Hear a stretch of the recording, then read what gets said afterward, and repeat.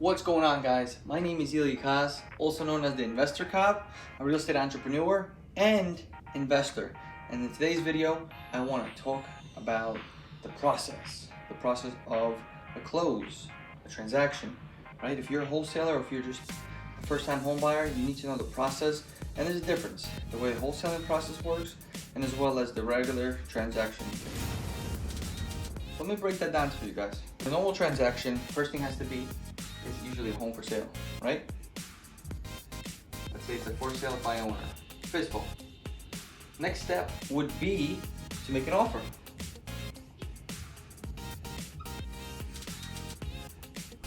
Whether you're using a real estate agent or you're going directly to the homeowner and negotiating with them, there has to be an offer made in every transaction, every process, before it's even a transaction.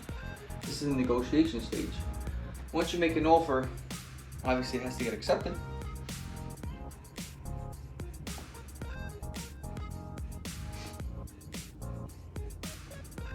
Now, depending on your state, once that offer gets accepted, the signatures have to be either in the attorney's office, face-to-face, electronically. It all depends on the state and the county. I know some states require it to be notarized as well, so they know the time stamp of when this happened. Once that offer gets accepted, let's say you're in a normal market where homeowner can sell directly to the home buyer who signed an agreement, right? That would be for the wholesale part. Usually most people, when they do buy homes, they're buying with realtors. So the realtor will present you a contract and then they'll advise you a little bit and have you sign that contract.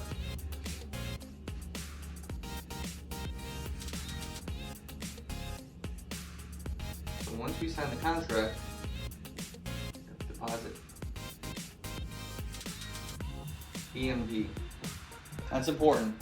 Deposit your EMD, meaning your earnest money deposit. Whatever you agreed with, hey, I'm putting $1,000 to buy this home, Mr. Seller. I'm putting $100 to buy this home, Mr. Seller.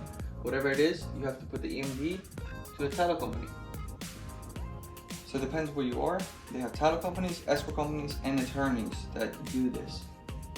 Now, you need to deposit this for this contract to be fully executed. Take that back. I said it's fully executed when it's signed. It is, but you need to enforce it by putting some sort of money down. Even if it's $1, $10, $50, $500, there has to be some sort of compensation that was put down on the property, giving you equitable interest in that property. Number 6. What happens next is once they receive the deposit, they begin the title searches.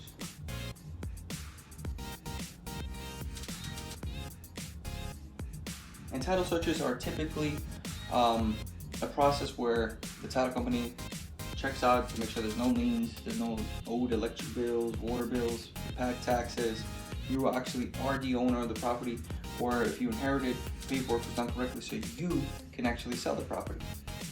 Hopefully that makes sense.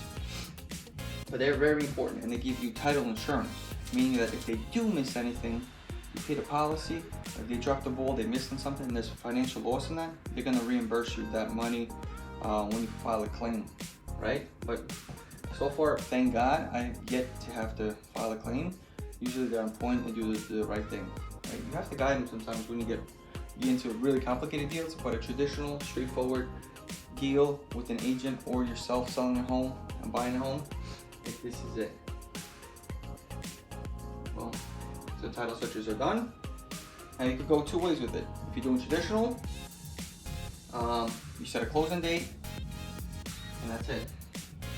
Here's the fun part. This could branch out once again. The funding. If you have cash, you'll have to set a closing date, and the day, maybe day before, 2 days before. I've seen people do a day of, and that slows everything down. Don't be that guy.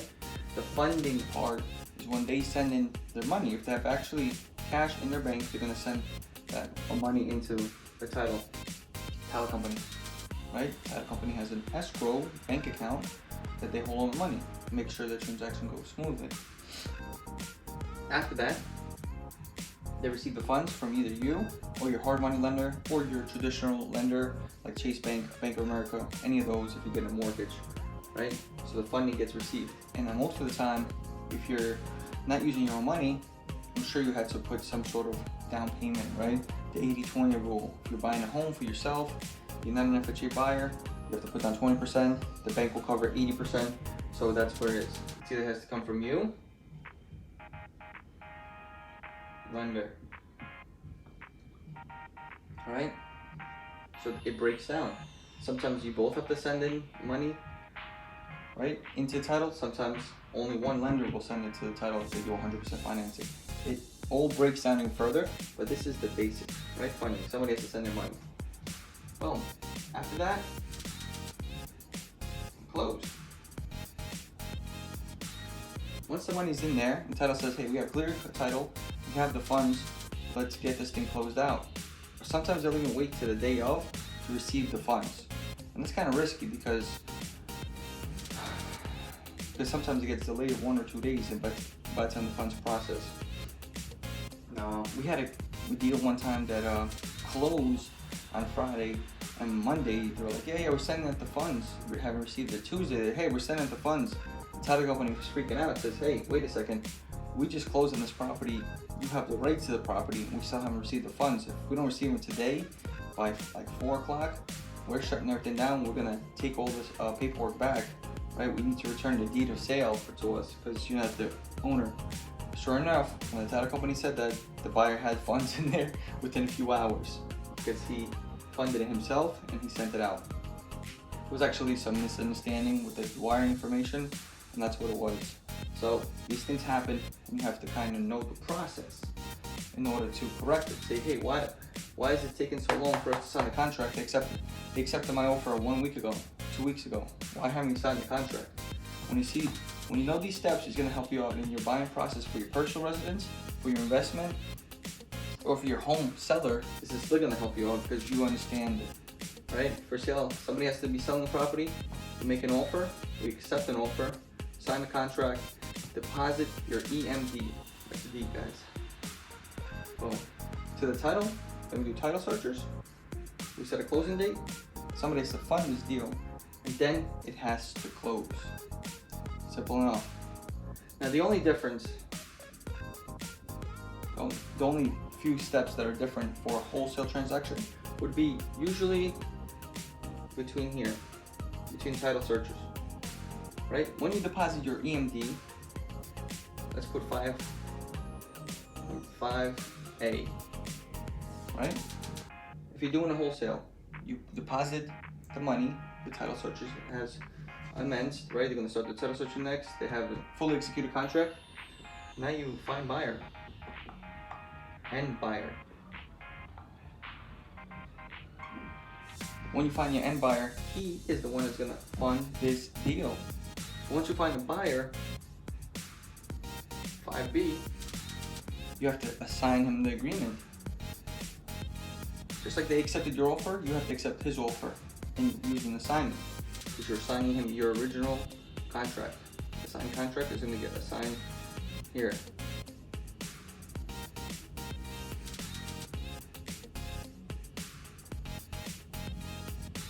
Once that contract is assigned, meaning that he signed, right? You verify that he buyer deposited EMD.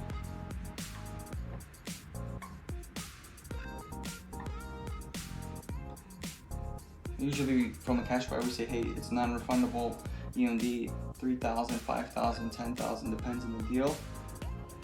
That money is non-refundable once they do their inspection or we work with them, right? We give them access to the property and they have to make a decision 24 hours after. Once the buyer deposits the EMD and you have a fully executed contract, step D would be send that assignment back to the title.